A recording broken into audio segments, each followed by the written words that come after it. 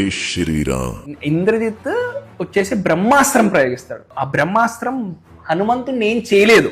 ఎందుకంటే నీకు చెప్పాను కదా స్టార్టింగ్ లో ఆయనకు అందరు దేవతలు వరం ఇస్తారా అని చెప్పేసి. అందులో వన్ ఆఫ్ ద వరం, ఆయన వరాల లిస్ట్ చాలా పెద్దది. అందులో వన్ ఆఫ్ ద లిస్ట్ ఏంటంటే నేను ఏ దివ్యాస్త్రమే ఏం చేయలేదు, బ్రహ్మాస్త్రం వేస్తే ఆయనకి ఏం కాదు, కానీ బ్రహ్మాస్త్రంకి నేను కట్టుబడి ఉండాలని చెప్పేసి ఆయన కట్టుబడిపోతాడు. ఇప్పుడు పట్టుకొని తీసుకెళ్తుంటే రాక్షసులకి బాధ. రాక్షసులు చంపేస్తే రాక్షసుల భార్యలు వాళ్ళందరూ ఉంటారు కదా, హస్బెండ్ని వీళ్ళని చంపేశాడు, మన వాళ్ళని చంపేశాడు వీడే అని చెప్పేసి హనుమంతుడి మీద చీపుర్లే విసురుతారా, రాళ్ళే విసురుతారా, నానా విషయాలు విసురుతారు అనమాట. అయినా కూడా హనుమంతుడు అలా భరించుంటాడు అనమాట రాముడు కోసం.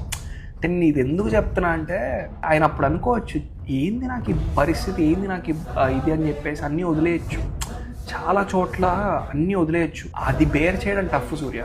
అంటే ఎందుకంత హనుమంతుడికి స్థానం వచ్చిందంటే ఇవన్నీ బేర్ చేయగలిగిన వాడు ఒక్క హనుమంతుడే, ఇంకెవ్వరు చేయలేకపోయారు. అసలు అంత ఇంద్రియాలని అంత అదుపులో ఉంచుకునే కెపాసిటీ లేదు ఎవరికి.